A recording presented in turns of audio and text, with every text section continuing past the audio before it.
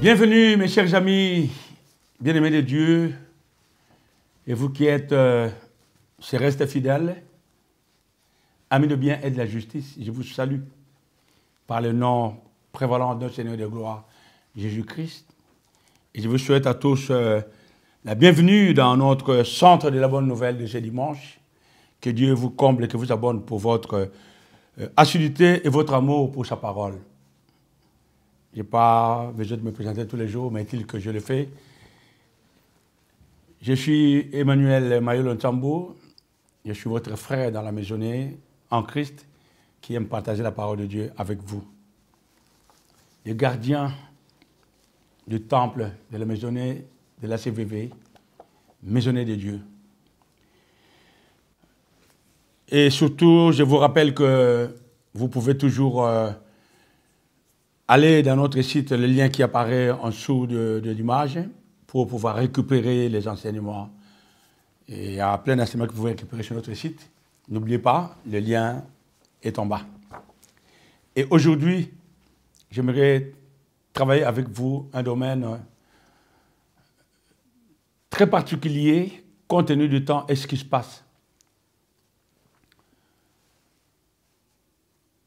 Les jeunes se marient beaucoup maintenant, autant que les anciens divorcent. J'ai voulu essayer de travailler rapidement un détail sur le mariage. Mais je vais essayer de ne pas prendre trop de temps. Vous pouvez tout simplement, pour ceux qui veulent, demander ce petit livre sur le mariage. Ou vous pouvez aller taper sur le lien. Et vous pouvez voir où vous pouvez trouver ce petit livre. Il vous est envoyé gratuit. Hein? Il vous est envoyé gratuit pour ceux qui veulent. Il suffit de manifester leur désir. Le livre vous sera envoyé gratuit. Il s'agit aujourd'hui des raisons bibliques de la bénédiction nuptiale par l'homme de Dieu. Les raisons bibliques de la bénédiction nuptiale par l'homme de Dieu. C'est un sujet pas délicat, mais comme si, compte tenu de ce que nous vivons aujourd'hui. De nos jours, le terme mariage est tellement banalisé que le mariage ne correspond plus à son vrai sens tel qu'il devait être considéré, à son vrai concept tel que Dieu l'a institué. Le mariage a perdu d'éclat. Je m'adresse aux croyants chrétiens qui croient. Ça aussi, c'est très important. Nos enseignements sont adressés aux croyants chrétiens qui croient et à tous ceux ou toutes celles qui veulent croire à la parole de Dieu. Une opportunité leur est toujours donnée de croire à Dieu et sa parole. Par définition, le mot mariage est un acte solennel par lequel un homme et une femme établissent entre eux une union dont les conditions, les effets et la dissolution sont régis par les dispositions juridiques en vigueur dans leur pays, par les lois ou les préceptes religieux ou par la coutume. Ça, c'est la définition du mariage. Si nous définissons les mots qui constituent le thème de notre enseignement d'aujourd'hui, les raisons bibliques de la bénédiction du mariage par l'homme de Dieu, le mot bénédiction par exemple. L'une des définitions du mot bénédiction, selon le petit Larouche, petit dictionnaire français, est la grâce, la faveur accordée par Dieu. Et le petit Larouche définit la bénédiction comme une prière ou une cérémonie par laquelle un religieux bénit quelqu'un ou quelque chose, la bénédiction. Mais le plus intéressant est le verbe bénir, d'où l'on tire le mot bénédiction. Vous ne verrez pas bénédiction dans la Bible. Mais vous voyez bénir, a béni, ainsi de suite, d'où on tire la bénédiction. Et je disais, l'une des définitions du mot bénédiction selon le petit Robert, c'est la grâce et la faveur accordée par Dieu. Maintenant, le plus intéressant, c'est quoi? C'est que le verbe bénir, d'où l'on tire le mot bénédiction, veut dire, selon le dictionnaire du mot latin benedicere, ça veut dire dire du bien. Dire du bien.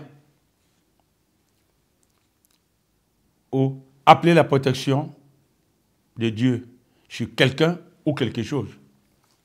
Ceci correspond bien avec à notre travail, à notre enseignement d'aujourd'hui.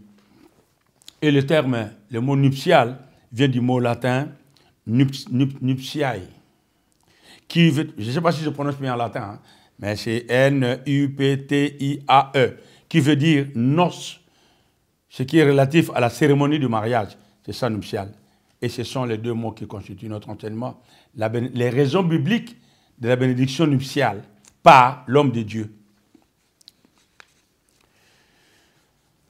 Je définirai la bénédiction donc nuptiale comme étant la prière cérémoniale implorant la grâce, la faveur accordée par Dieu à l'appel de son représentant pour le couple afin que ces derniers vivent les promesses de Dieu en tant que mari et femme dans l'amour et la paix, en toute sérénité, dans la croyance. Il s'agit de la famille ou de la vie du mariage chrétien. Nous traiterons ce sujet dans son vrai contexte biblique et nous élargirons notre entendement, notre compréhension, bien sûr, sur les questions que se posent les gens, y compris les chrétiens, sur la nécessité de bénir un mariage par l'homme de Dieu. C'est là où je reviens. Il y a des polémiques aujourd'hui sur certaines choses que nous faisons aujourd'hui, des rituels pour certains. Bon, où est-ce que c'est écrit que quelqu'un, Dieu, comment Jésus, les apôtres, les disciples ont béni un mariage? Ça, je ne vois pas, nulle part dans la parole de Dieu, où nous verrons que Jésus a béni un mariage, ou les apôtres, les disciples ont béni un mariage. Mais nous voyons qu'il y a des raisons bibliques pour cela, que beaucoup ignorent et ne prennent pas à leur juste valeur, leur juste titre. C'est ce que je vais travailler rapidement avec vous.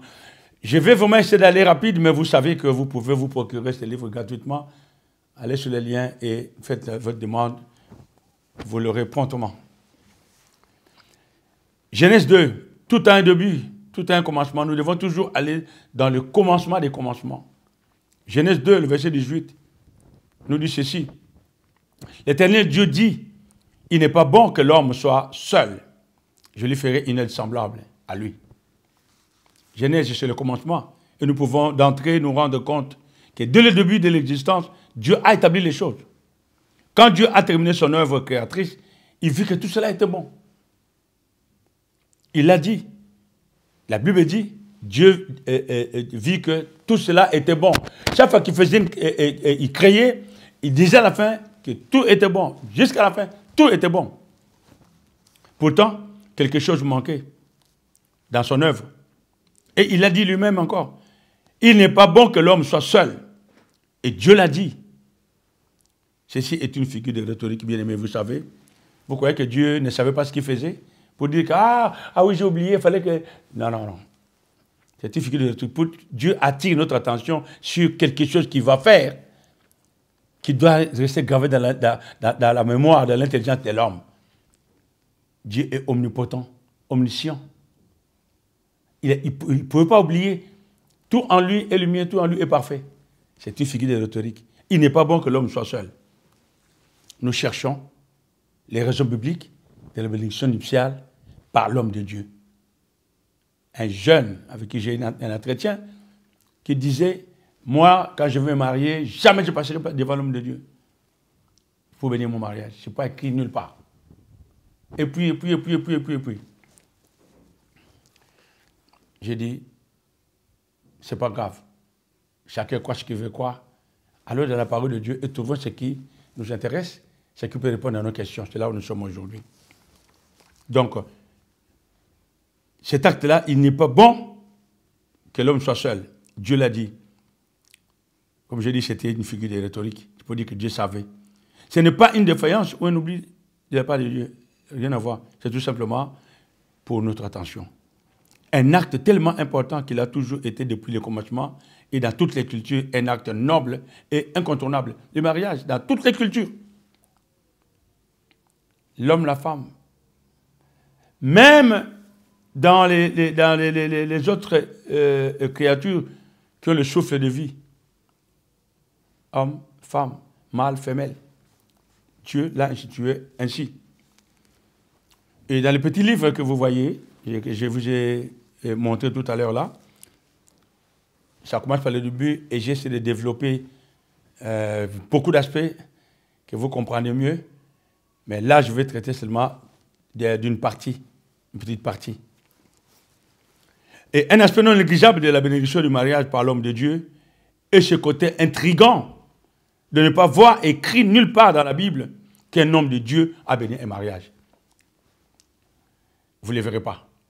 Même à Cana, pendant les noces de Cana, on n'a pas vu que Jésus a béni le mariage. Une occasion peut-être qui était pour voir que rien, l'apôtre Paul, rien.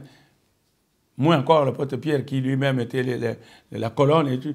Les disciples, nous n'avons pas vu quelque part où il y a eu des gens assemblés, où il y avait un homme de Dieu qui bénissait un mariage. Et c'est la raison pour laquelle le jeune me dit, je n'ai pas vu ça nulle part, donc moi je n'irai pas devant l'homme de Dieu. Il oublie qu'il y a des raisons bibliques de le faire. Mais ce n'est pas une obligation à tout croyant chrétien d'aller devant l'homme de Dieu pour bénir son mariage. Mais s'il peut lire ou écouter un tout petit peu les quelques raisons invoquées dans cet enseignement ou dans ce petit livre, il dira, ah, après tout, les raisons sont là. Il faut savoir les montrer aux gens. Nous voyons aujourd'hui les divorces. L'une des raisons qui m'a poussé à écrire et aujourd'hui encore à revenir vers vous, c'est cette histoire de séparation, de divorce. Et c'est ce côté négligence de la vraie valeur de mariage par les jeunes. Ils ne prennent pas le mariage à son vrai titre, à sa vraie valeur. Du jour au lendemain, une rangée d'enfants abandonnés par-ci, par-là. La notion... Non.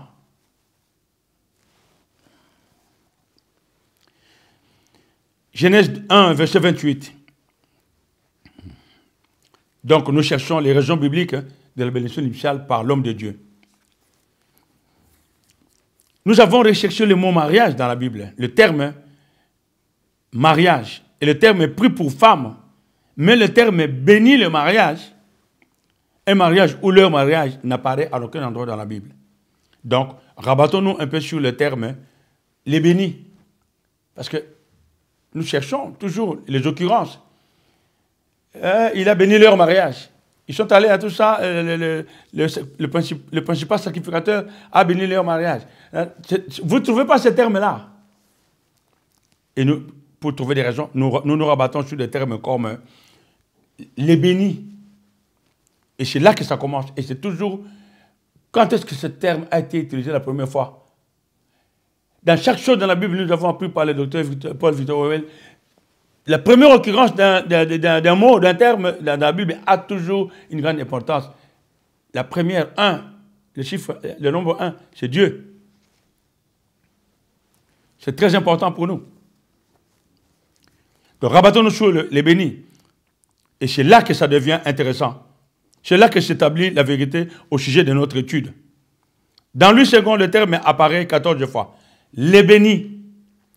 Dans Louis II, ce terme, les bénis, apparaît 14 fois. Mais sur les 14 fois, 2 fois seulement, il traite de bénir l'homme et la femme. Les bénis, autant de fois dans la Bible, mais 2 fois seulement, ça parle de bénir l'homme et la femme. Et il s'agit bien sûr du premier et du dernier, du sans fin.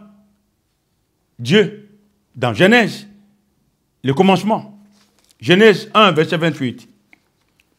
Il est dit ceci. Dieu les bénit et Dieu leur dit, soyez féconds, multipliez, remplissez la terre et l'assujettissez et dominez sur les poissons de la mer, sur les oiseaux du ciel et sur tout animal qui se meurt sur la terre. Et, la deuxième occurrence, dans Genèse 5, le verset 2, il est dit ceci. Il créa l'homme et la femme, il les bénit, et il les appela du nom d'homme lorsqu'il fut créé. Nous avons là 2 occurrences du mot il les bénit. Nous cherchons les raisons bibliques de la bénédiction nuptiale par l'homme de Dieu. Si Dieu a été le premier à marier Ève à Adam et à initier le premier mariage, il est aussi le premier à avoir béni un mariage. Il les bénit. Nous l'avons vu. Dieu leur a accordé, Dieu leur a donné l'abondance et une vie pleine. Rien que du bonheur. Vous pouvez voir, lisez de temps en temps Genèse pour voir la bonté de Dieu quand il a créé. Tout était parfait. La belle vie. Monsieur et madame. Aujourd'hui, Dieu est encore là. Et il sera éternellement. Il est présent. Ce que l'autre n'est pas. Dieu est omniprésent. Merveilleux. Il s'agit dans certains domaines, entre autres, celui du mariage, par la voix. Si Dieu a béni, Dieu est présent aujourd'hui, mais qui voit Dieu? Personne. Comment Dieu bénit? Par ses représentants légaux. Dieu bénit aujourd'hui par ses représentants légaux. Mais vous direz que ce n'est pas écrit nulle part. Nous allons le voir. Nous avançons. Vous voyez? Aujourd'hui, Dieu est présent partout. Il est omniscient. Mais il agit dans certains domaines, entre autres celui du mariage, par la voix de ses représentants légaux, les pasteurs, les évangélistes, les là, ou des hommes de Dieu, des gens que les gens jugent dignes de pouvoir bénir leur mariage. Ils peuvent le faire. Ainsi de suite. Regardez Proverbe 10, verset 22. Je vais aller plus dans la lecture pour vous. Il est dit, c'est la bénédiction de l'Éternel qui enrichit et il ne la fait suivre d'aucun chagrin. Dieu bénit. Quand Dieu bénit, il ne peut pas y avoir de chagrin. S'il y a de chagrin, c'est l'autre. Et ce geste de bénir l'homme et la femme de la part de Dieu est très significatif. Car, au regard de la désobéissance aux instructions de Dieu, l'homme et la femme moururent. Il les a bénis, il leur a donné des instructions, ils ont désobéi. Il a dit, vous faites ceci, vous mourrez. Ils sont morts, quand bien même ils vivaient physiquement, mais ils ont perdu le lien de l'esprit entre eux et Dieu. Ils sont morts spirituellement. C'est un autre domaine, vous le savez pour vous les croyants. Vous voyez. Et au sujet du mariage, la bénédiction de l'Éternel est donnée au travers de l'homme de Dieu, dans la croyance et l'obéissance des préceptes que Dieu a consignés dans sa parole. Le contraire de cela amène la mort. La mort ici, ce n'est pas la mort physique, la mort de la relation. Vous vous mariez partout où vous voulez, sauf dans la parole. Vous n'avez aucune base sur laquelle repose votre vie spirituelle de marié. Mais vous n'êtes pas obligé de le faire. Le mariage devant l'homme de Dieu pour un croyant n'est pas obligatoire. Comme certaines églises où tu ne es pas marié devant l'homme de Dieu, tu ne peux pas servir. Ce sont les lois de l'église. Mais devant Dieu, ce n'est pas obligatoire. C'est une question de croyance. Je vais vous montrer ça très rapidement pour ne pas m'éterniser. Alors, pourquoi se marier? Ici, comme j'ai dit, la mort, ce n'est pas la mort physique, les séparations, et ainsi de suite. Donc, l'amour, c'est que le bien. Regardez les fiançailles, la fête commence, les gens s'amusent, les gens, la fête, les premiers enfants qui viennent, la joie, ça devait être comme ça. Mais à la fin, regardez ce qui se passe. Il y a des mariages qui meurent les jours même devant M. le maire, devant les parents, devant le jour même. Ce n'est pas le bonheur. Or, le mariage pour Dieu, c'est le bonheur. Vous vous mariez d'abord devant les parents. Vous ne vous mariez pas devant les parents. L'homme n'accomplit pas ce que les parents veulent. Il ne peut pas parler du mariage. Tu ne prendras pas une femme comme ça et te dis, je suis marié à tel. Qui t'a donné cette femme en mariage? D'abord devant les parents. Après, vous allez devant l'État. Et si vous voulez, vous cherchez l'homme de Dieu pour votre bénédiction. Et pourquoi? Quelles sont les raisons? C'est là où je vais vous amener aujourd'hui, rapidement. Mais vous pouvez mieux voir quand vous verrez quand vous lirez ces livres. Donc, la famille et à l'État. Mais ici, je ne m'attarde pas par rapport à ça. On se marie devant l'État pour être en règle, conformément à la loi. Ça, c'est sûr et certain. C'est administratif. De chaque pays où l'on veut se marier pour jouir des droits qui découlent du mariage et accomplir aussi les devoirs qui sont conformés. Donc, ça, c'est devant l'État. En tant que croyant, la première obligation pour être marié, c'est d'abord devant la famille. Ça, c'est une obligation. Sinon, ne parlez pas du mariage. Si vous avez votre femme, que vous n'avez jamais fait un geste, les préalables que la famille exige pour vous donner leur fille, si vous ne l'avez pas fait, ne cherchez pas l'État. Ça, c'est pour l'administration et tout ça. Vous pouvez le faire. Ne cherchez pas l'homme de Dieu. Il sera en contradiction avec la parole de Dieu. Papa, maman vous donnent leur enfant en mariage. Moyennant le préjudice, si vous dites, faites-nous ceci, on vous donne notre enfant. Prenez-le par notre bénédiction, même si vous ne donnez rien. Vous l'avez marié, vous l'avez épousé. Ils vous l'ont marié. Sans les parents oublier. Aujourd'hui, les parents acceptent des mariages de dette. Prends-la, essaye-la. Quand tu voudras, tu pourras faire le reste. Si elle ne va pas, on te donnera sa soeur. On verra bien. On en a vu de toutes les couleurs. On en voit encore de toutes les couleurs. Jusqu'à aujourd'hui, même les croyants chrétiens, ils vont toujours mettre la charrue avant les bœufs. Par les désirs charnels. Ils ne peuvent pas se contenir. Ce n'est pas étonnant que du jour au lendemain, ce mariage la casse. Parce que le départ a été mauvais. Mais il y a toujours moyen de récupérer avant d'aller devant l'homme de Dieu. C'est là où nous sommes aujourd'hui. Et si je dois émettre un souhait aujourd'hui, je souhaiterais qu'un croyant chrétien épouse une croyante chrétienne. Vous avez la même base, la même plateforme sur laquelle vous pouvez bâtir votre vie. Ce n'est qu'un souhait. Hein? On n'est pas obligé. Hein? Vous pouvez rien avoir. Comme j'ai répondu à cet enfant-là, à ce jeune-là qui a dit, d'ailleurs, le mariage, c'est quelque chose qui a été institué par l'Église catholique. Je lui ai dit non, c'est faux. Moi, j'ai lu les 95 thèses que Martin Luther a placardées sur les portes de Gutenberg. Je n'ai pas vu. J'ai lu les 95, je les ai encore. Je n'ai pas vu que c'est tout ça de mariage qui a été institué par l'Église catholique. Faux. La seule chose qu'il a marqué, c'est qu'il était contre la chasteté. Martin Luther, le réformé, vous connaissez Martin Luther, il a dit dans ses thèses, il était contre la chasteté, c'était de l'hypocrisie. On ne peut pas interdire les gens de se marier. Mais que le mariage était institué par l'Église catholique, je lui ai dit que c'est faux. Donc, notre étude est de savoir quelles sont les raisons bibliques pour le mariage. C'est là où nous sommes aujourd'hui. Allons dans Romains 13, rapidement, le verset 1.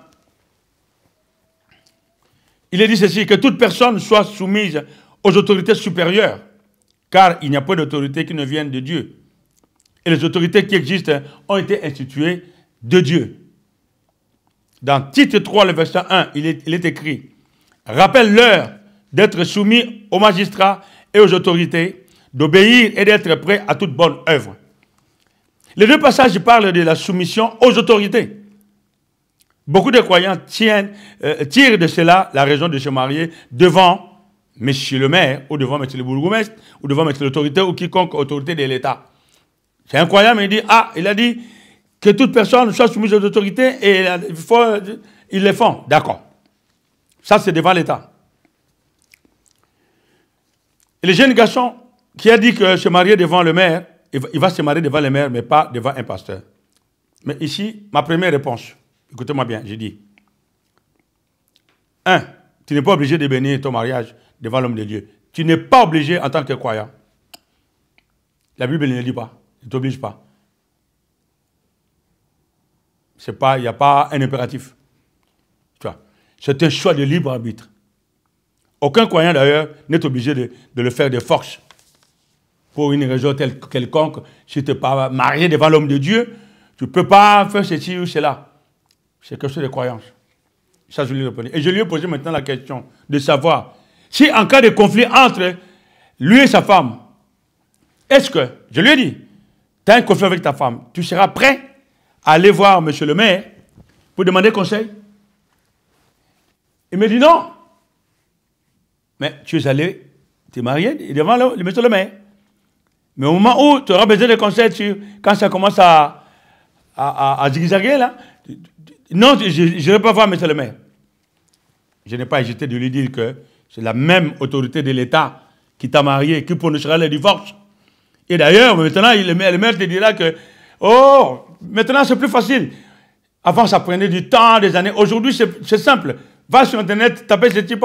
Dans 2 jours, 3 jours, le divorce est prononcé, chacun fait sa vie. Ça, c'est le conseil que M. le maire te dira.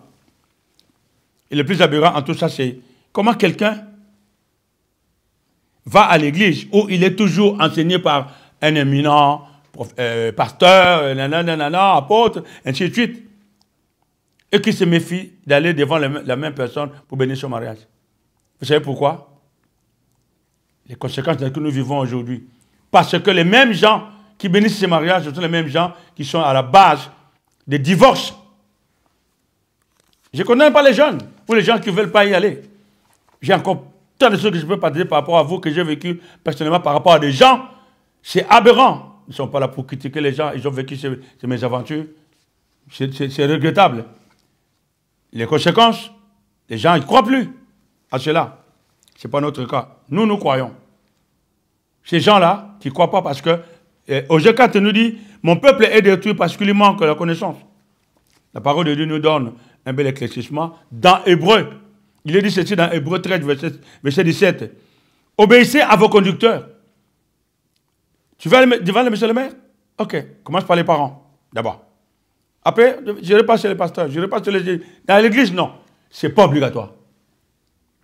Mais si tu trouves les raisons de le faire, je te conseille de le faire. Ça peut t'éviter plein de choses. Même ceux qui sont déjà mariés, mais qui, en réalité, n'ont jamais su réellement les raisons pour lesquelles ils sont passés devant l'homme de Dieu. Il y a des gens qui sont mariés, voile blanche, voile blanc devant le pasteur. Quand vous leur demandez quelles sont les raisons qui t'ont poussé à aller te marier devant l'homme de Dieu, sur 10, 7 peut-être vous diront qu'ils ne savent pas. Ou peut-être 10 ils savent. Pour ceux qui savent, je ne sais pas. Hébreu 13 dit ceci, verset 17. Obéissez à vos conducteurs, ceux que Dieu a mis à la tête de vos églises ou de vos mouvements dans la parole. Et ayez pour eux la déférence, car ils veillent sur vos âmes comme devant en rendre compte. Qu'il soit ainsi, afin qu'ils le fassent avec joie et non en gémissant, ce qui ne vous serait d'aucun avantage. Ça dit beaucoup, ce passage. Mais l'obéissance, ce n'est pas seulement dans le mariage, non. C'est-à-dire que vous obéissez, et je vous enseigne la même parole que vous avez chez vous à la maison. Pourquoi vous devez lui obéir, vous restez chez vous? Il vous enseigne, vous allez dans l'hébreu, mais vous pouvez aller dans l'hébreu de chez vous à la maison. Dieu a mis quelqu'un à la tête de l'église que vous croyez être la maison de Dieu, où Dieu donne des orientations à quelqu'un, vous lui obéissez, vous avancez. C'est comme ça pour ceux qui croient. Une autre raison de bénir son mariage par l'homme de Dieu est de sceller cette union. Vous obéissez, d'accord, l'homme de Dieu, il vous emmène. Il est le premier à vous enseigner la parole de Dieu. Comment vivre, c'est que la parole de Dieu dit. Vous pouvez le lire aussi. Mais ce que vous enseigne est autre chose. Sinon, tout le monde restera chez lui à la maison. Il n'y aura pas d'église. Il n'y aura pas de communauté. Il n'y a rien du tout. S'il y aura, c'est Dieu qui l'a voulu. Alors, obéissez. Une autre raison, c'est de sceller cette union. Les parents sont là. Vous allez devant M. le maire. Vous voulez sceller cette union devant l'homme de Dieu. Je vais y arriver rapidement. Il y a trop à voir là. Vous pouvez les voir. Vous voyez? Et ce choix volontaire qui dépend de la croyance. Ça dépend, c'est vous qui croyez. Vous n'êtes pas obligé, mais votre croyance vous dit, je crois telle chose. Bibliquement parlant, je veux le faire. C'est pour vous. Et si vous regardez parfois les raisons pour lesquelles les mariages se disloquent, les raisons des divorces, vous allez dire, mais ce n'est pas possible. Que pour ça? La Bible dit dans Colossiens 3:2, affectionnez-vous aux choses d'en haut. Et les choses d'en haut, les esprits élevés aiment les choses d'en haut. Les esprits bas aiment les choses terre à terre. Les croyants doivent s'intéresser aux choses d'en haut. Dieu ne respecte pas l'homme. Comme nous pensons que j'ai fait un choix aujourd'hui, mon fils fait un choix, il ne veut pas se marier, il veut être homosexuel. Ah, moi je respecte son choix. Je n'ai pas de respect à ce choix-là. Je suis croyant chrétien? Non, je ne respecte pas. Dieu non plus. Vous allez contre nature, Dieu ne vous respecte pas. C'est entre guillemets. À propos du mariage, il est écrit, ils ne sont plus deux, mais une seule chair. Que le mari aime sa femme. Et tout ce qui suit, l'homme, le chef de la famille, ainsi de suite. Tout ça, ce sont des préceptes que nous recevons dans la parole. Mais cela ne dit pas que l'homme devient le grand chef, commandement, comme on disait mon père, commandement sauvage. Tac, tac. Non. Un consentement mutuel entre deux, dans l'amour. Dans l'amour, dans l'amour, dans l'amour. Vous trouvez ces choses-là dans la Bible. Mais vous croirez à cela que si vous croyez la parole de Dieu. Mais vous avez d'abord besoin que votre union soit scellée quelque part. Vous avez pris des gens à témoin, les parents. Vous avez pris les gens à témoin, les témoins devant M. le maire. Et vous êtes croyants, vous refusez de prendre les gens à témoin devant Dieu. Posez-vous la question. Vous avez une vie spirituelle? Vous voulez vivre spirituellement? Posez-vous la question. Je ne suis pas là pour condamner les gens. Pour vous avancer. Faire le choix d'aller devant un homme de Dieu, comme devant les principaux sacrificateurs, pour présenter votre mariage, pour présenter votre couple comme un sacrifice de bonne odeur devant Dieu. Et de vous faire des promesses pour dire que nous voulons vivre notre mariage conformément à la parole de Dieu. La parole de Dieu dit, hommes, femmes, aimez vos maris, aimez vos femmes. Vous aurez des enfants, enfants obéissez. Vous voyez sur ce principe-là, vous adhérez à un principe, à des principes qui sont établis par rapport à la parole de Dieu. Qui va sceller ces choses-là entre vous? Ce n'est pas vos parents. Ce n'est pas M. le maire. C'est l'homme de Dieu. Une autre raison. Je peux avancer. Si M. le maire était représentant légal de Dieu, tel que certains disent, il ne vous conseillera pas d'aller voir un avocat si vous voulez divorcer. Voyez votre avocat, il fait la démarche, ça va vite. Il ne vous conseillera pas. Il ne vous dira pas, asseyez-vous, je vous ai marié. D'ailleurs, qui va chercher M. le maire s'il veut divorcer? Je n'ai jamais vu ça. Mais dans des cas comme ça, c'est devant le représentant de Dieu qui a été témoin de sceller votre mariage. Quand la Bible dit ce que vous scellez en bas sera scellé là-haut. Je vais y arriver rapidement. Qui pourra vous donner un conseil autre que de divorcer rapidement, d'aller chez votre avocat, si ce n'est l'homme de Dieu? Voire même les parents peuvent vous dire, j'en ai marre de ton mari, j'en ai marre de cette femme-là, arrête. Et pas. Il y en a plein dans la rue. Trouve partout, laisse-moi cette histoire-là. D'ailleurs. C'est que l'homme de Dieu ne vous dira pas. C'est que l'homme de Dieu, je dis, ce n'est pas un homme de Dieu, c'est que l'homme de Dieu ne vous dira pas. Maintenant, allons rapidement. Qui est habilité à unir? Parce que nous avons dit, voyons maintenant, les mariages, Dieu les a bénis. Nous n'avons pas vu la bénédiction, les gens, mais il est dit maintenant, nous voyons maintenant, qui est habilité à bénir? Puisque Dieu, nous ne les voyons pas. Nous sommes croyants. Notre mariage doit être béni et honoré de tous. Qui est habilité à bénir le mariage? Les raisons bibliques de bénédiction devant l'homme de Dieu, nous sommes en train de voir. Les parents sont habilités à bénir le mariage? Non. Ils vous souhaitent tout ce que vous voulez. Ils vous proposent, ils vous souhaitent, ils disent ce que vous voulez, ils disent je te donne, ainsi de suite. Ok.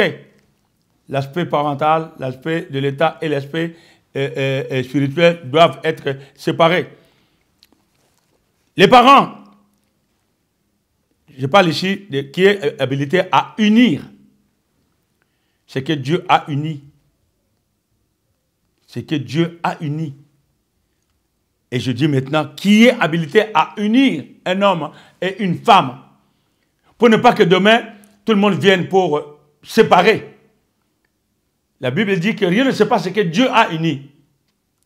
Pourquoi les mariages se séparent aujourd'hui? Peut-être qu'ils n'ont jamais été unis. Il y en a qui vivent en concubinage toute leur vie avec des enfants et des petits-enfants. Ils n'ont jamais été unis par personne, ni par les parents, ni par l'État, ni par personne. Et vous parlez de mariage? Non. Moi, je parle d'une vie commune, pas de mariage. Ils ont vécu une vie commune, une merveilleuse vie commune. Ok, mais pas de mariage. Qui est habilité à unir? Les parents n'unissent pas. La parole dit qu'ils donnent leur fille en mariage à un homme. Ils disent à l'homme qui vient chercher leur enfant, nous t'accordons la main de notre fille, prends-en soin, rends-la heureuse, fais-nous de beaux petits-enfants. C'est ça que les parents disent. Les parents ne disent pas que nous unissons notre fille à... J'ai jamais entendu. Alors, qui a le droit d'unir? Monsieur le maire? Monsieur le maire? Ok. Non. Monsieur le maire déclare selon le désir et le vœu de l'homme et de la femme qui ont, je dis, attentivement adhéré aux règles et à la loi, parce qu'il lit toutes ces choses-là devant les gens. Il est là, monsieur le maire, il lit les lois sur le mariage, ce que l'État dit, ainsi de suite, les droits et les devoirs, et ainsi de suite. Ça, c'est monsieur le maire. Vous voyez? Et la loi, tout ça qui régit le consentement mutuel de deux personnes de sexe opposé de vivre une vie commune en tant que mari et femme. Sous-entendu, l'homme et la femme sont d'accord pour vivre sous le même toit. Monsieur le maire est là devant, il leur demande d'être considérés par l'autorité comme mariés selon la loi. Alors, monsieur le maire dit ceci, je vous déclare mari et femme. Il ne dira pas que devant les gens, j'ai jamais vu ça, vous non plus. Devant les gens, monsieur le maire dit, aujourd'hui j'unis cet homme et cette femme par le mariage. Monsieur le maire ne le dit pas. Monsieur le maire dit, vous êtes d'accord sur les lois, vous devez respecter, ok, c'est bon, je vous déclare, monsieur et madame. Monsieur et madame, devant les gens, on applaudit. Venez signer. Vous signez, vous partez. Quand ça va parler, monsieur le maire ne sera pas là. Des fois, les parents non plus. Alors, nous avançons. Donc, monsieur le maire dit, j'unis cet homme et cette femme au nom de la loi. C'est ce qu'il dira. Alors, si ce n'est ni les parents, ni l'État, alors, le seul qui est habilité à unir un homme et une femme, c'est le représentant légal de Dieu, que nous appelons l'homme de Dieu. Une autre raison de bénir son mariage par l'homme de Dieu, c'est que l'homme de Dieu unit l'homme et la femme. C'est que les parents ne font pas, c'est que monsieur le maire ne fait pas. Il vous donne leur enfant.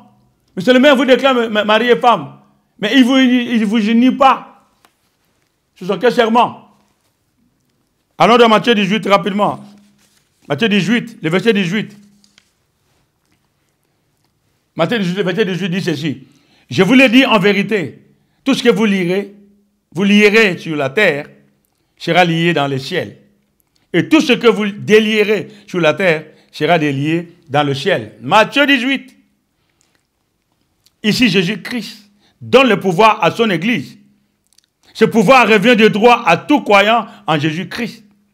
Et quand nous parlons de l'Église, nous reconnaissons en tant que croyants l'autorité de celui que Dieu a établi à la tête de l'Église. Nous disons l'homme de Dieu. Matthieu 18. Je vous le dis en vérité, tout ce que vous lierez sur la terre sera lié dans le ciel. Eh, mes bien-aimés, mes amis, vous qui êtes amis de bien et de la justice, ne vous étonnez pas que nous vivons des temps où le mariage est banalisé. Avant, il fallait réfléchir pour divorcer. Aujourd'hui, c'est instantané. Je m'en vais. Et quand nous parlons de l'Église, nous reconnaissons en tant que croyants, nous, l'autorité de celui que Dieu a établi. Raison pour laquelle, même nous, aujourd'hui, à notre ministère, celui qui va bénir le mariage n'est pas nécessairement le numéro 1 de l'Église. L'homme de Dieu n'est pas nécessairement le numéro 1 de l'Église. L'homme de Dieu est tout croyant juge capable d'unir son mariage. Il a les habilités. Il sait qu'il remplit les conditions. Il peut bénir mon mariage. Il peut le faire. Ce n'est pas obligatoire que ce soit seulement le numéro 1 de l'Église. Ce n'est pas nécessairement ça. Et je ne vais pas rentrer dans les détails sur les conséquences et ce que nous voyons aujourd'hui par rapport à ça. Ça n'a rien à voir. Dans notre ministère, les croyants ont le choix de l'homme de Dieu qui va bénir leur mariage. Si c'est le numéro 1 de l'Église, tant mieux. Si c'est un ancien, tant mieux. Si, à partir du moment où les conditions sont réunies pour que celui-là passe devant les gens, soit capable d'unir, c'est faisable. Il ne s'agit pas d'un homme de Dieu, mais de l'homme de Dieu. Jamais un croyant ne peut être échappé d'une église parce qu'il n'est pas marié devant l'homme de Dieu. Un homme de Dieu peut être n'importe qui. Il peut être un homme de Dieu. L'homme de Dieu, il y a une très grande différence. Remplissant les conditions, habilité, lui-même étant déjà modèle. Je vais unir deux hommes, deux personnes, un homme et une femme, pendant que moi qui prétends être l'homme de Dieu, être pris pour le premier exemple, le modèle, je ne l'ai pas fait moi-même. Donc, quelque part, j'ai des reproches à me faire. Je ne crois même pas à ce que je vais faire aux autres. Mais, ce n'est pas une obligation non plus. Ce n'est pas parce que je ne peux pas faire que les autres ne doivent pas faire. Mais, à un moment donné, ne peut pas dire, faites ce que je vous dis de faire, ne faites pas ce que j'ai dit, ne faites pas ce que je fais. Faites ce que je vous dis de faire, mais ne faites pas ce que je fais. Un homme de Dieu ne peut pas tenir ce langage-là. Entre guillemets, d'une manière détournée, c'est ça. Je ne suis pas moi-même marié devant l'homme de Dieu, ou je n'ai pas honoré mon mariage à l'église, et je suis le premier à vouloir imposer les gens de le faire. Aux gens de le faire. Ça ne marche pas. Tout simplement. L'homme de Dieu, par contre, est celui qui est jugé digne de ce sacerdoce. Indiscutablement. Un est établi par Dieu, qui répond à toutes les conditions requises à cet effet. Exemplaire lui-même, propre à l'enseignement, de qui il aura un bon témoignage, capable de conseiller les mariés au moment de besoin, et surtout, digne à l'instar des principaux sacrificateurs, digne de présenter le fond du couple voué à Dieu avec les mains propres. C'est un sacrificateur. C'est entre guillemets, hein, ça n'existe plus. Nous sommes déjà à l'ère de la grâce aujourd'hui, mais ce sont des images pour vous faire comprendre. Et notons que dans les conditions que Dieu a établies pour être un évêque, un diacre ou un dirigeant, il est dit dans 1 Timothée 3, le verset 1 au verset 7, qu'il soit d'abord mari d'une seule femme. Il n'est pas dit qu'il vive en communion libre, ou qu'il vive en concubinage, ou qu'il soit homosexuel, ou qu'il soit marié à une seule femme. Il est dit qu'il soit marié. Et nous parlons du mariage. Pas d'une relation libre. Plein de croyants vivent des relations libres. Vous les croyants, arrêtez de vivre en relation libre. Épousez vos femmes par le lien du mariage. Pas devant l'homme de Dieu. Les parents.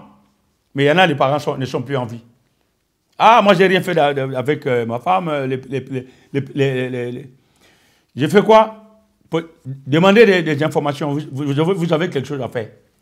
Mais ne vivez pas avec une femme comme ça. Ou alors ne dites pas que je suis marié. Dites que je vis en concubinage ou je vis avec une femme. Point. Mais je ne suis pas légaliste. Hein. Attention. Ne pensez pas qu'aujourd'hui, j'ai une arme point, je pointe et qui voudra. Ça n'a rien à voir. Nous parlons la parole de Dieu pour qui veut entendre et pour qui veut appliquer. Tout simplement. Vous voyez? Ceci veut dire exactement que l'homme ayant accompli les exigences requises devant les parents et devant Dieu pour être qualifié d'être marié. Les parents, d'abord, Même si vous n'allez pas devant l'État, quand vous avez établi, vous avez donné les préalables aux parents, vous êtes mariés, vous êtes tranquille. Ça, c'est sûr et certain. N'oubliez pas, vous pouvez toujours vous procurer nos enseignements, tous nos enseignements sur notre site internet. Et le lien, il apparaîtra toujours en bas de votre vidéo. Au commencement, j'ai dit qu'il y a deux mots très importants que nous pouvons placer dans deux concepts bien distincts. Les mots « aide » dans le contexte physique, parce que Dieu a dit « je lui ferai une aide semblable ». Nous sommes toujours dans les raisons bibliques de la bénédiction nuptiale devant un homme de Dieu. Le mot « aide ». Donc le mot « aide » dans le contexte physique ou le mot de cinq sens est une seule chair qui est dans le domaine spirituel. Ils seront une seule chair. Une aide semblable à lui et les deux, ils seront une seule chair. Le premier concept est le domaine ou l'habilité des parents. Le premier domaine, donc, une aide semblable, ce sera le côté parental. Et le côté, une seule chair, c'est ce côté-là qui est le côté spirituel. Les raisons bibliques de la bénédiction nuptiale devant l'homme de Dieu. Suivez-moi bien. Je suis comme un moteur diesel. Je tourne au ralenti, mais quand j'ai fait bram, je fonce. Je commence à prendre de la vitesse. Et le temps aussi. Le premier domaine, elle sera une aide semblable. Le domaine des parents. Et le deuxième domaine, ils seront tous les deux une seule chair. C'est ce domaine qui revient à l'Église, qui devient à l'homme de Dieu. Nous allons voir pourquoi. Nous avançons. Si vous voyez bien, l'État aussi peut rentrer dans le concept de cinq sens. L'État peut rentrer dans le contexte une aide semblable. Vous vivez ensemble. L'État peut intervenir aussi dans ce sens-là. Mais une seule chair, l'État ne peut pas intervenir. Les parents non plus, c'est pourquoi vous voyez aujourd'hui que, arrivé à ce point-là, mais toi, tu crois à la parole de Dieu. Oui, je crois à la parole de Dieu. La Bible dit que nous serons une seule chair. Mais elle, mais lui, alors moi j'en ai marre, je m'en vais, ou je ne veux plus, ainsi de suite. Parce que cette partie des Écritures d'une seule chair n'est pas maîtrisée par les croyants. Nous ne maîtrisons pas bien cet endroit-là. S'il vous plaît, mes bien-aimés, vous qui êtes amis de bien et de la justice, j'aimerais vraiment bien que nous puissions comprendre ces choses, parce qu'aujourd'hui, c'est triste de voir les gens vivre pendant des années, les enfants, tout ça, qui divorcent, avec tout ce que ça amène comme lot de des problèmes, de ces là. Il y en a qui perdent leur vie à cause de ça, de ces séparations. Le deuxième concept que je voulais plus marteler, sur lequel je voulais marteler aujourd'hui, c'est une seule chair. C'est là le domaine de l'homme de Dieu. Même si les époux décident librement de ne pas passer devant l'homme de Dieu, à partir du moment où l'homme s'est acquitté de la dot, il prend sa femme et il la connaît. Ils sont une seule chair. La seule chair ne commence pas parce que c'est devant l'homme de Dieu. Non. C'est le domaine de l'homme de Dieu, vous verrez la suite. Mais ce droit-là commence par les parents. Vous vous acquittez de la dot ou des préalables que les parents ont demandé, vous prenez votre femme, vous la connaissez, vous faites des enfants. Vous êtes déjà une seule chair à ce moment-là. Vous ne serez pas une seule chair quand vous serez béni par l'homme de Dieu. Non, c'est pas ça que je suis en train de dire, c'est faux. Vous payez votre dot aux parents.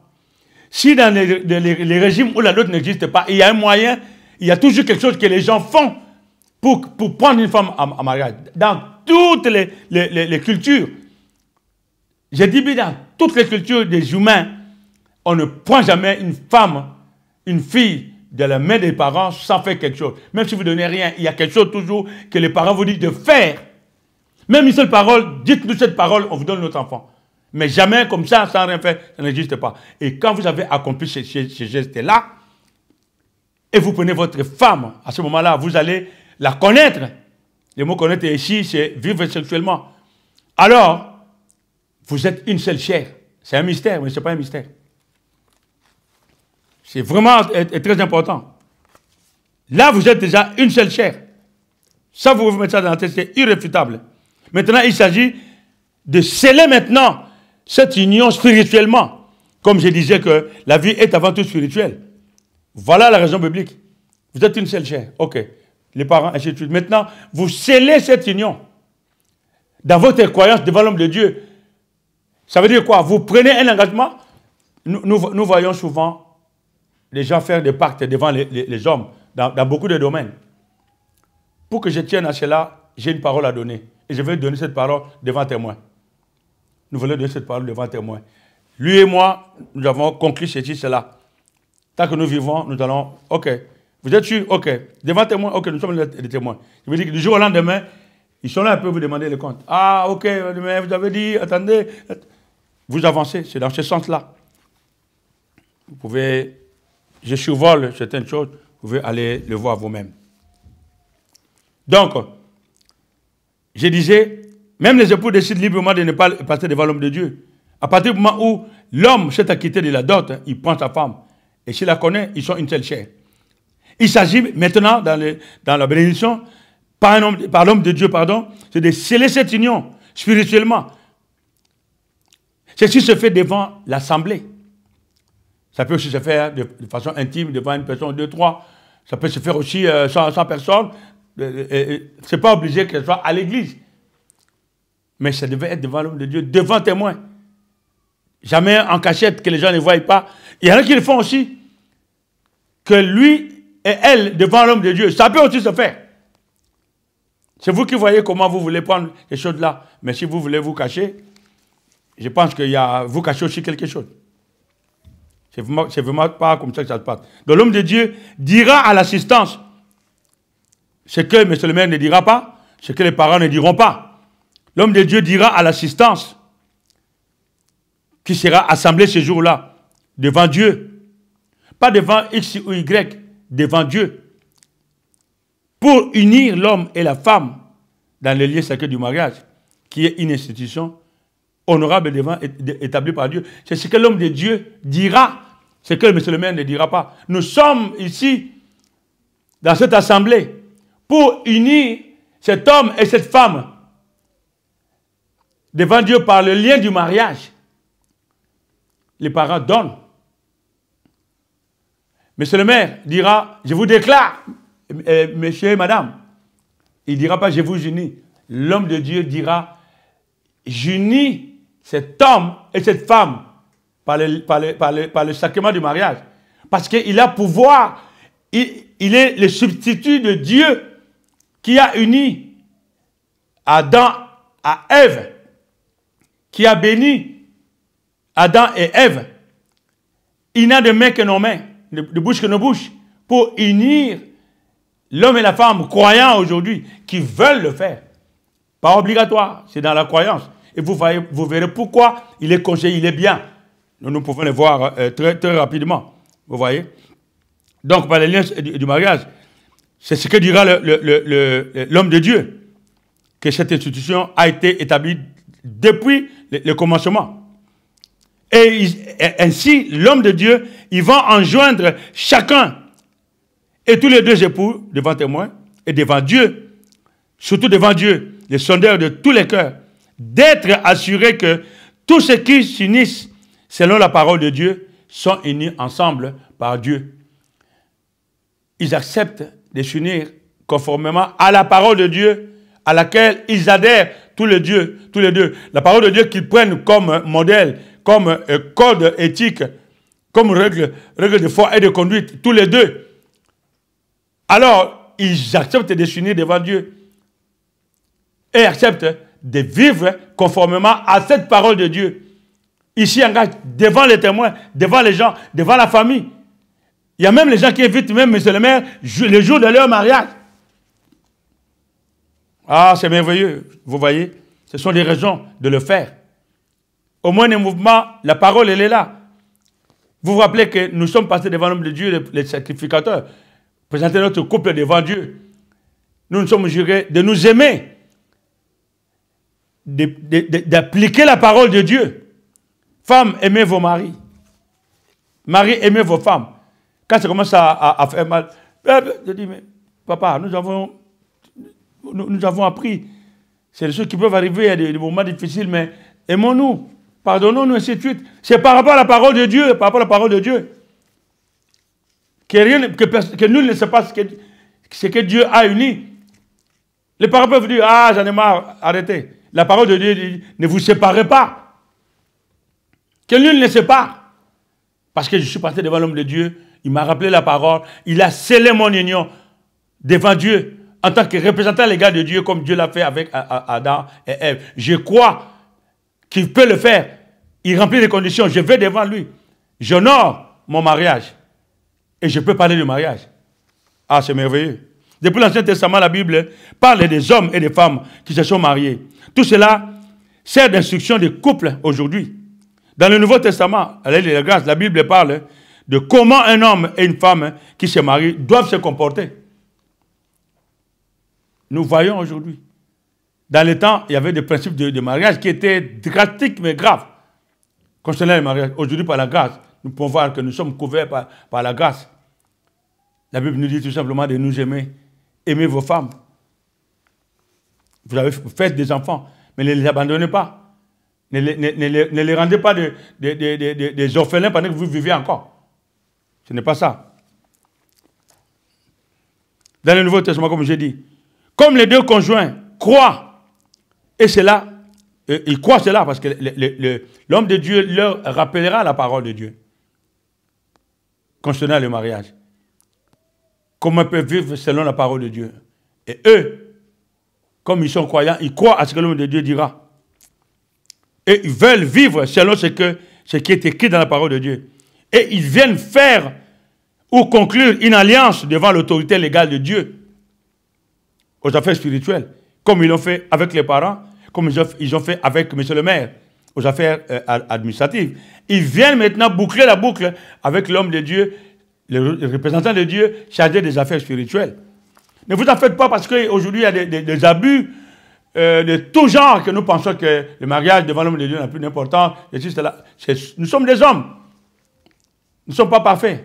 Mais la parole restera parfaite. Elle restera la vérité.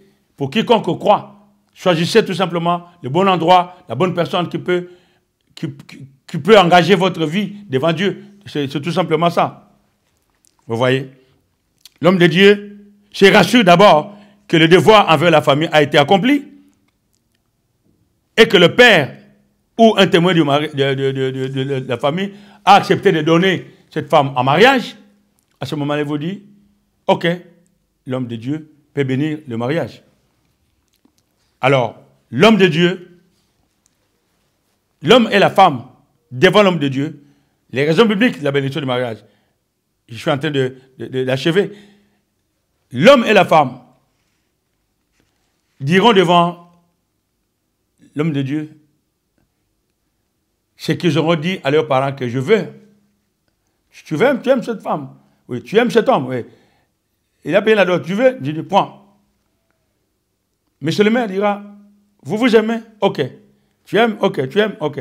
Quelqu'un est contre? Personne? Ok. Je déclare, monsieur est-elle. Monsieur et madame mariés. Et ici, ils diront oui. Et ils feront un vœu réciproquement, l'un envers l'autre, de s'aimer, de s'honorer, de se chérir et de se soutenir comme il convient à un homme et à une femme chrétienne. Aussi longtemps que tous les deux vivront, ils vont faire un serment devant l'homme de Dieu, devant les parents, les gens, les amis. Ils veulent le faire. Ce n'est pas obligatoire, mais ils croient à la parole de Dieu. Ils veulent sceller spirituellement cette deuxième phase. Ils seront une seule chair. Ils veulent sceller cela. Ils ont déjà consumé le mariage, mais ils veulent sceller ces liens devant l'homme de Dieu.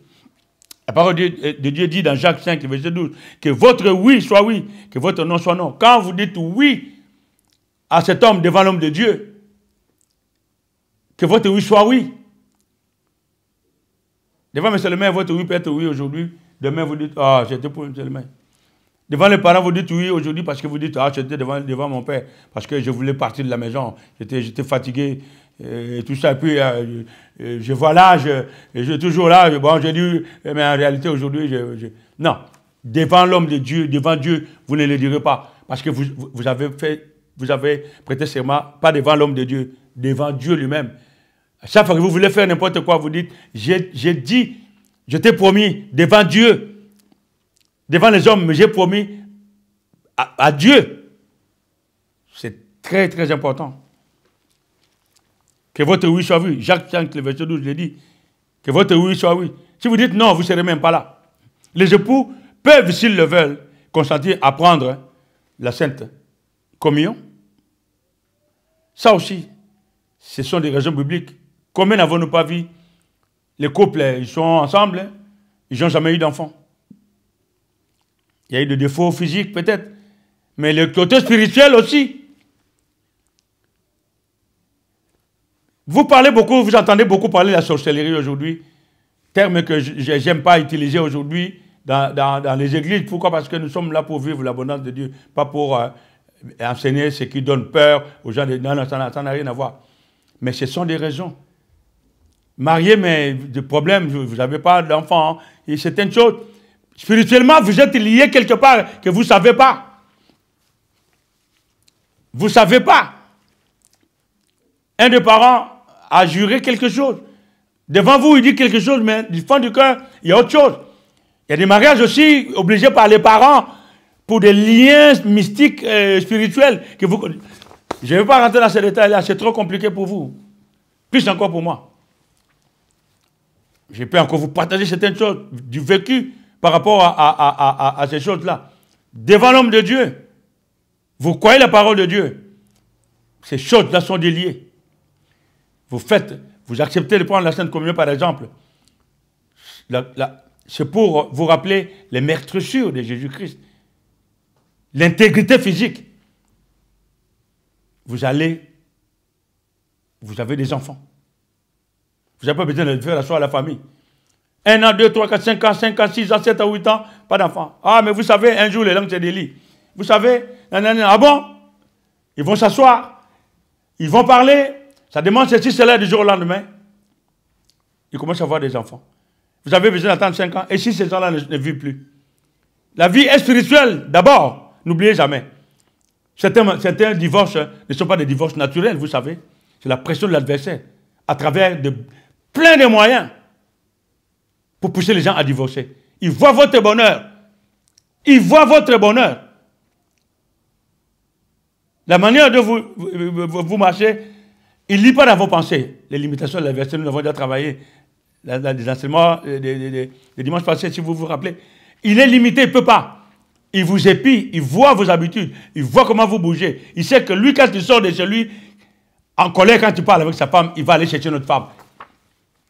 Il vous connaît par habitude. Il commence à vous influencer dans votre intelligence. Dans le mariage, vous regardez tout ça. La bénédiction devant l'homme de Dieu. Vous regardez toutes ces choses-là. Ah, c'est merveilleux, c'est merveilleux. On n'a pas le temps. C'est aussi, vous prenez la Sainte Communion, pour ceux qui veulent. C'est l'intégrité physique. Ce n'est pas à la maison, ce n'est pas à la mairie, c'est qu'à l'église. C'est aussi pour se prévaloir des acquis en croyant Dieu pour vivre en bonne santé et sans aucun sentiment de condamnation ou de culpabilité, eu égard à leur passé. Ça ressurgit toujours. Si je savais, je n'allais pas t'épouser. Je ne sais même pas qu'est-ce qui m'a pris de t'épouser. Toi, tu étais... Oh. Mais, papa, ou maman, mais tu m'as aimé. Comment tu me rappelais ce passé-là aussi douloureux pour moi que pour toi? Tu m'as aimé. On a vécu, on vit ensemble, on a des enfants. Pourquoi tu vas me rappeler toutes ces choses-là? L'adversaire, l'autre. Devant l'homme de Dieu, vous allez, vous prenez la Sainte Communion. La guérison physique, elle est là. Il y a aussi le pardon des péchés. Vous pardonnez aussi tous les passés lourds que vous connaissez de votre femme ou de votre mari. Nous recommençons une nouvelle vie. Vous prêtez serment. Vous vous dites oui devant l'homme de Dieu. Vous faites des promesses. Vous prenez des gens en témoin. C'est ça la bénédiction devant l'homme de Dieu. Ça contribue, toutes ces choses-là. C'est merveilleux. Et vous verrez que l'homme va faire des promesses à la femme, et réciproquement, il doit lui promettre de la voir et de la garder à partir de ces jours-là, de l'honorer, de la chérir, de la soutenir et de l'aimer de tout son cœur, en toutes circonstances et sous toutes les conditions, conformément à la parole de Dieu. Et ainsi, il va s'y engager solennellement. Ce qu'il ne fera pas devant M. le maire, ce qu'il ne fera pas devant les parents. Sinon, lui, il le fera devant les parents par mensonge. Ce n'est pas tous les jours. Hein. Il y en a qui le font vraiment. Ils jurent, ils promettent aux parents, c'est vrai. Mais devant l'homme de Dieu, c'est spirituel, c'est plus profond. Vous jurez à vous-même devant Dieu, les sondeurs de cœur que vous ne voyez pas. À tout moment, dès que ça commence à pétocher, vous êtes là. La parole, la parole, la parole, la parole, la parole. Vous allez devant l'homme de Dieu, vous allez devant un croyant que vous jugez fidèle. Il dit, mon cher, mon cher, assieds-toi. Tu sais, ces choses-là, ça peut arriver. Prions. Dieu est là. Il va regarder la Bible. Regarde ce que la parole de Dieu dit. Ah, mais non, mais ça, la parole de Dieu dit, mais regarde, la parole de Dieu dit aussi que contradiction entre vous. Mais au moins dans la parole de Dieu. Peut-être même vous n'allez même pas devant l'homme de Dieu qui vous a béni. Non, vous n'irez même pas. Moi, j'ai béni des mariages, des gens qui ne sont pas dans l'église où je suis, où j'étais responsable. J'ai dit, ah, si tu veux, moi je pense que, appelle, va, il peut le faire. Ah oui, mais je sais, madame, j'ai dit, mais des fois quand il y a des problèmes, il ne me voit pas. Hein. Pas nécessairement. Il voit d'autres personnes qui peuvent les conseiller par rapport à la parole de Dieu. C'est là où nous sommes aujourd'hui. Allez, bouclons cette affaire-là. La femme à son tour va faire la même promesse devant les gens. Ainsi, ils ne seront plus deux, mais une seule chair. Et l'homme de Dieu dira que l'homme donc ne sait pas ce que Dieu a uni, a joint. Matthieu 18, c'est que vous allez unir, vous allez joindre, et sur terre, sera joint là-haut. C'est à travers la bénédiction nuptiale par l'homme de Dieu. Il unit, l'homme de Dieu a le pouvoir d'unir. Et ce que lui fera, ce que lui, il va lier, sera lié que personne. Qu'est-ce que les gens veulent foutre les mariages des gens en l'air? Qu'est-ce que nous foutons les mariages en l'air, monsieur, madame, pour des futilités parfois, pour des biens matériels, pour des richesses? J'étais riche hier, aujourd'hui je suis pauvre. Hein. Je ne sais pas toi. J'étais beau-gars aujourd'hui j'ai la gueule fendue, je ne sais pas toi. Aujourd'hui... La parole, la parole, la parole. L'amour, étant enraciné et fondé dans l'amour. Vivre la vie d'amour, il n'y a pas mieux. C'est ça qui nous manque aujourd'hui. La vie d'amour. Je ne vais même pas continuer, je vais m'arrêter là. Procurez-vous le livre, hein? On vous l'enverra. Ce qui nous manque aujourd'hui, c'est l'amour. Nous n'avons aucun engagement, si ce n'est que devant papa, maman. Il y a des papas et maman qui ont eu des gifles de leur beau-fils. Il y a des belles-mères qui ont reçu des raclées. Mais tu vas aller donner une raclée à Dieu. Tu vas déchirer peut-être la Bible. Ou tu vas dire, de toute façon, je ne crois pas ça, tu vas brûler la Bible. Tu ne deviendras pas fou, ni folle. C'est ton affaire avec Dieu. Mais Dieu t'aimera toujours. Même tu brûles la Bible. Quand tu dis, oh, qu'est-ce que je fais? Tu reviens à toi. Il a dit, revenez à moi. Il t'aime toujours. Voilà la raison biblique de la bénédiction du mariage par un homme de Dieu. Scellez votre amour devant l'homme de Dieu. Vivez conformément à la parole de Dieu. Vous donnez des promesses que nous voulons vivre tous les deux. Nous croyons à cette parole. Il faut que quelqu'un scelle ces liens. Quelqu'un de digne, que nous jugeons capable et digne de respect de le faire. Il le fait. Ce n'est pas obligatoire de bénir son mariage devant l'homme de Dieu. Mais si vous regardez bien, vous comprenez qu'il y a une nécessité de le faire. Et vous direz, moi je suis déjà marié. J'ai déjà 7 enfants, plus 48 petits-enfants et 63 arrière-petits-enfants. Vous pouvez encore les faire tant que vous vivez.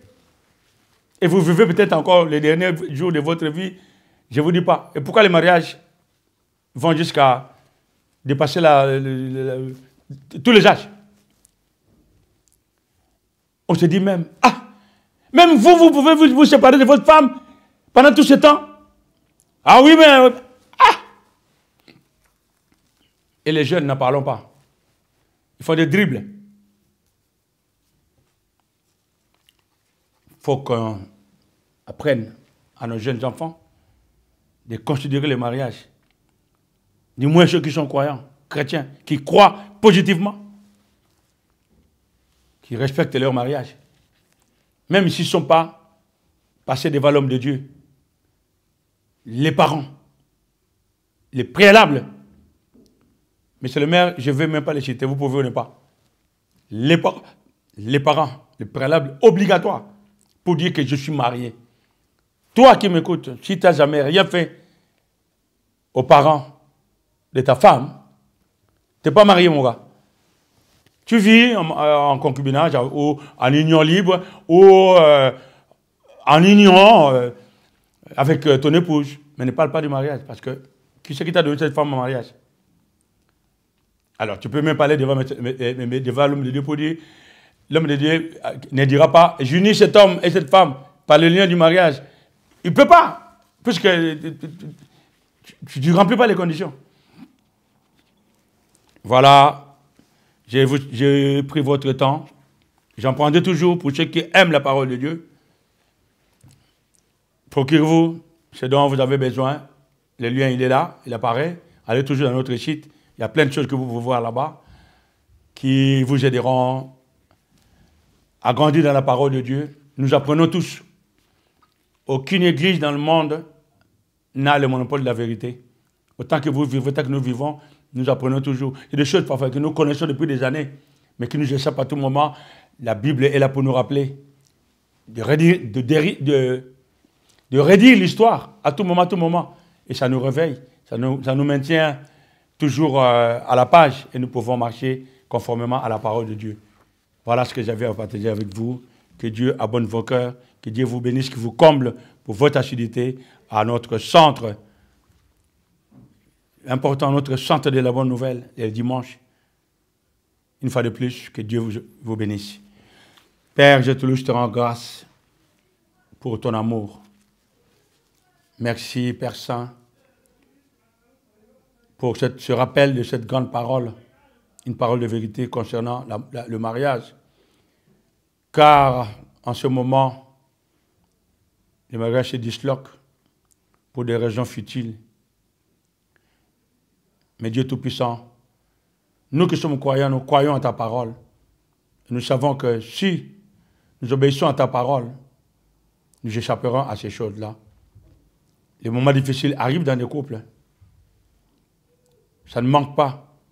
Mais la parole est notre règle de vie, est notre code éthique, est notre règle de foi et de conduite qui nous permet de nous supporter les uns les autres,